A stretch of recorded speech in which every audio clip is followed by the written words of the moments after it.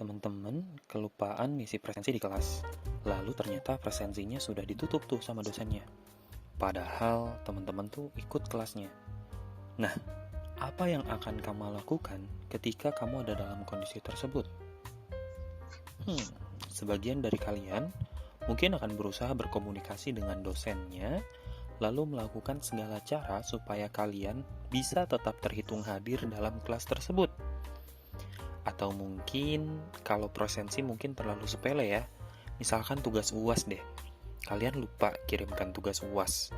Nah, pasti kalian akan berusaha berkomunikasi dengan dosen agar nilai UAS tersebut tetap masuk.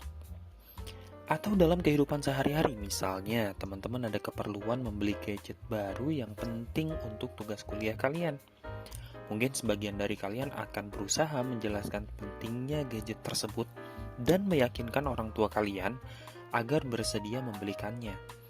Atau ketika wawancara beasiswa contohnya, pastinya kita akan berusaha untuk mendapatkan beasiswa dengan meyakinkan pewawancara tentang kondisi kita. Nah, contoh-contoh di atas itu menunjukkan betapa dekatnya tema kuliah kita pada hari ini dengan kehidupan sehari-hari. Yap, tema kita pada hari ini adalah tentang negosiasi.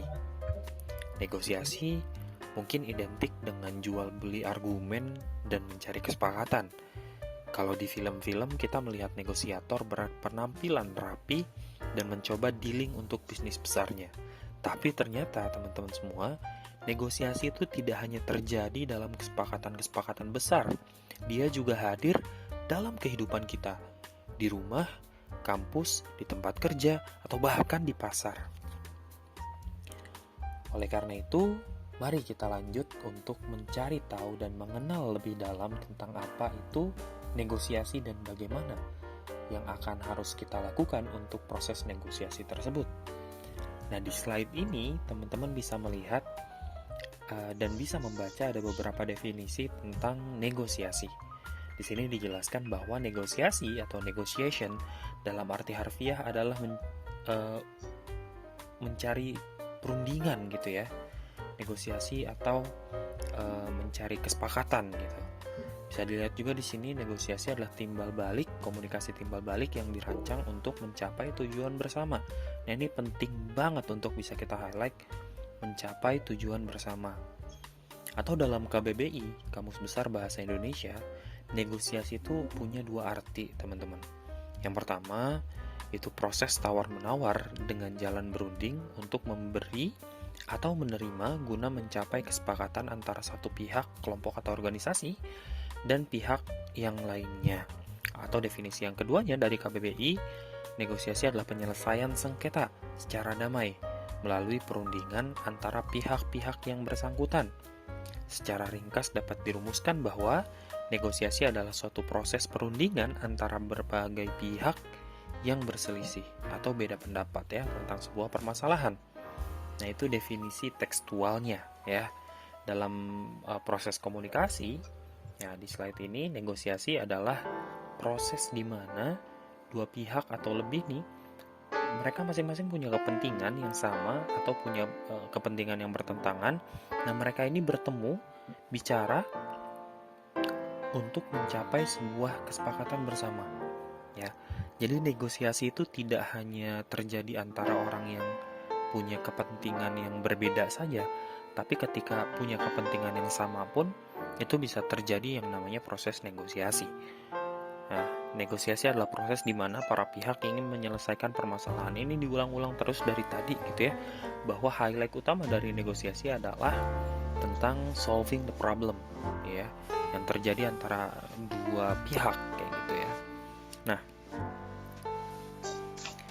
secara sederhana teman-teman semua, kita bisa mendapatkan sebuah kesimpulan bahwa simpelnya negosiasi itu proses cari kesepakatan bersama. That's it gitu ya. Negosiasi adalah proses untuk mencari kesepakatan bersama. Nah, beberapa kegagalan dalam proses negosiasi itu terjadi karena banyak orang gagal memahami apa tujuan utama dari negosiasi. Banyak yang kepleset membuat proses negosiasi menjadi seperti pertarungan debat. Jadi kalau misalnya dalam debat itu kan ada yang harus menang gitu ya, dan yang harus menang itu adalah kita gitu. Nah, mindset itu tidak bisa kita gunakan dalam proses negosiasi. Nggak bisa kita dalam proses negosiasi itu adalah harus ada yang harus mendapatkan keuntungan paling besar, dan itu adalah kita gitu ya. Padahal proses negosiasi itu tidak seperti itu. Dia bukan sebuah perdebatan yang harus dimenangkan. Dia adalah upaya untuk mencari kesepakatan bersama agar dapat saling menguntungkan, ya. Nah, kita udah tahu tentang prinsip utama gitu, atau mindset utama yang perlu kita miliki ketika kita bernegosiasi. Berikutnya how gitu, apa aja yang perlu kita kuasai ketika kita hadir dalam sebuah proses negosiasi. Ya, yang pertama itu adalah kemampuan mengidentifikasi dan mengenali dengan baik pihak yang mau dilobi atau dinegosiasi. Nah, ini basic skill yang penting banget yang kadang terlewat. Itu tentang bagaimana kita memahami, mengidentifikasi, dan bahkan mengetahui needs yang dimiliki oleh orang lain gitu yang akan kita negosiasi seperti itu. Nah, kemampuan yang kedua adalah tentang mengenali prosedur tetap atau tata cara, kelembagaan, atau kebiasaan personal pihak yang mau dilobi atau mau dinegosiasi. Nah, ini kadang-kadang hal sepele yang terlewatkan, yang fatal kayak gitu. Kita mau bernegosiasi tapi kita nggak memahami atau mengenali tata caranya tuh gimana, karena setiap lembaga tuh beda-beda, bahkan setiap orang tuh berbeda-beda. Maka balik lagi tadi, riset sebelum kita ingin memulai negosiasi itu sangat penting ya teman-teman semua. Nah, yang ketiga, kemampuan membangun jaringan kerja atau network, jaringan kolegial, pertemanan, kekerabatan, dan sebagainya. Nah, ini penting juga gitu ya. Bagaimana kemudian dalam proses negosiasi itu network kita itu beneran bekerja kayak gitu. Karena teman-teman, salah satu hal yang penting untuk kita highlight gitu kan, dalam proses negosiasi, karena tadi balik lagi mindset kita itu bukan tentang perdebatan gitu ya, tentang fakta mana yang benar mana yang salah kayak gitu. Seringkali dalam proses negosiasi yang berpengaruh besar itu bukan tentang fakta-faktanya, bukan tentang pikiran logisnya, bukan tentang kemampuan kita untuk menyampaikan fakta yang kuat gitu, argumentasi yang kuat, bukan tentang itu. Seringkali hal yang kemudian memenangkan negosiasi itu adalah hal-hal yang sifatnya emosional, hal-hal yang sifatnya dia tidak rasional, tapi kemudian dia positif secara emosional gitu. Maka penting sekali gitu kan untuk kita ketika kita ingin melakukan sebuah proses negosiasi, untuk kemudian kita memiliki hubungan kolegial gitu ya, pertemanan, kerabatan, dan sebagainya. Nah, berikutnya yang keempat adalah kemampuan untuk memformulasikan insentif politik atau benefit yang akan ditawarkan, yang bisa ditawarkan kepada pihak yang mau diajak lobby atau negosiasi. Nah, balik lagi, negosiasi ini bukan debat, bukan tentang kita bisa mengalahkan orang lain, bukan, tapi tentang kesepakatan. Dan ketika kita bicara kesepakatan, maka ada jual beli gitu ya, ada benefit atau insentif yang kemudian kita tawarkan kepada pihak yang akan kita ajak bernegosiasi kayak gitu, dimana kita juga menginginkan sebuah insentif atau benefit yang kita dapatkan ketika kita melakukan proses negosiasi tersebut gitu ya. Nah, di slide ini agak menarik nih ya teman-teman semua. Di slide ini teman-teman bisa melihat ada beberapa jenis strategi negosiasi. Ya, yang paling umum, yang paling common, dan yang paling basic ketika kita bicara mindset negosiasi adalah tentu saja win-win negotiation gitu ya. Jadi orientasinya adalah menang dan menang gitu. Gimana caranya supaya satu kesepakatan itu bisa menguntungkan kita dan juga bisa menguntungkan pihak lain kayak gitu ya. Nah, yang kedua ini win-lose, itu biasanya diterapkan ketika kita bicara tentang kita punya karakter negosiasi yang kompetitif kayak gitu ya. Jadi agresif kita. Ya. Kadang bisa juga dilakukan, walaupun balik lagi orientasi utama negosiasi tadi win-win gitu ya. Kalau win-lose gitu ya, strategi ini dipilih untuk pihak-pihak yang berselisih supaya mereka mendapatkan hasil yang sebesar-besarnya dari penyelesaian masalah yang diambil kayak gitu ya. Nah, ini hampir dipastikan gitu kan, ketika kita pakai karakter agresif dalam bernegosiasi dan menggunakan strategi win-lose, itu ya kita jadi pihak yang tidak disenangi gitu ya. Biasanya proses negosiasi yang seperti ini tuh terjadi ketika ya contohnya ketika ada tuntutan gitu kan, atau ya jaksa penuntut dan seterusnya itu agresif kan, seperti itu ya. Nah, itu yang terjadi strategi win-lose gitu ya. Nah, strategi lose-lose. Nah, ini menarik nih, karena strategi ini dipilih biasanya sebagai dampak kegagalan dari pemilihan strategi yang tepat dalam bernegosiasi gitu ya. Akibatnya pihak yang berselisih tidak mendapatkan sama sekali hasil yang diharapkan ya. Tentu ini bukan strategi yang ingin kita dapatkan ya gitu, bukan hasil yang ingin kita dapatkan. Nah, yang terakhir adalah lose win gitu ya. Strategi ini dipilih bila salah satu pihak sengaja mengalah untuk mendapatkan manfaat yang ya mungkin bisa didapatkan lebih gitu ya, atau ya dalam kondisi tertentu gitu ya, itu lebih dibutuhkan gitu kan untuk mengalah dan mendapatkan manfaat dari kekalahan mereka kayak gitu ya. Nah, berikutnya itu ada beberapa hal yang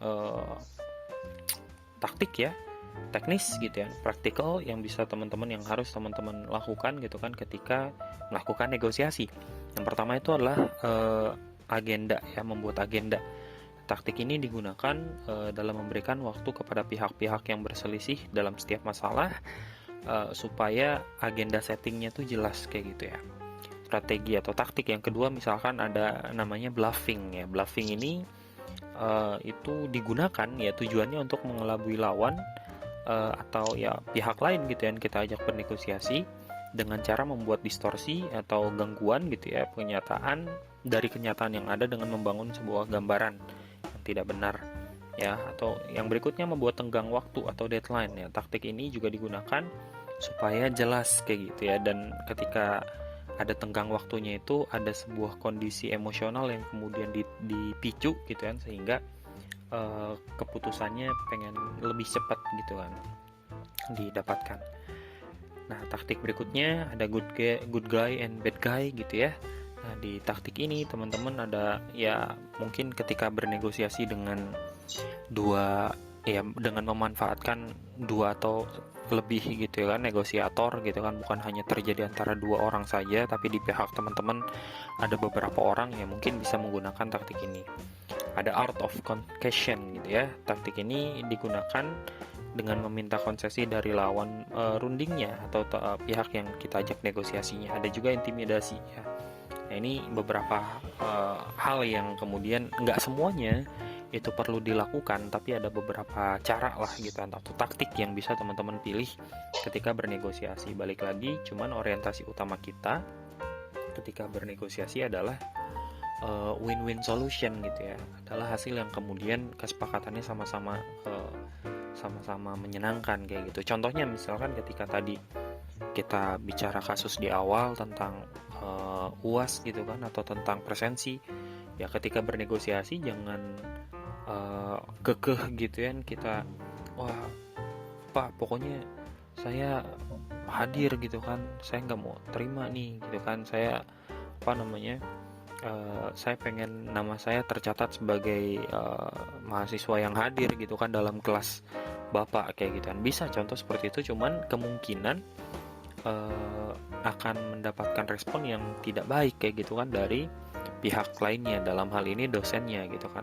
Bandingkan jika kemudian ketika teman-teman berorientasi ya minta maaf gitu kan, lalu mengakui kesalahan, lalu mencari solusi bersama, atau mungkin contohnya teman-teman menjanjikan sesuatu di masa depan gitu kan, ketika ini terulang lagi maka dia rela gitu kan untuk ya sesuatu lah gitu kan, atau apa kayak gitu ya. Jadi win-win solution gitu kan yang menjadi orientasinya. Nah, negosiasi ini itu diperlukan ya jika yang pertama, pada saat kita tidak memiliki kekuasaan untuk memaksakan suatu hasil yang kita inginkan ya, artinya ada pihak lain yang ya kalau mau hasilnya gini tuh dia harus terlibat gitu kan. Nah, itu perlu bernegosiasi. Diperlukan juga ketika terjadi konflik ya antar pihak gitu. Ada juga ketika keberhasilan kita itu dipengaruhi oleh kekuasaan atau otoritas di pihak lain yang kayak tadi disampaikan.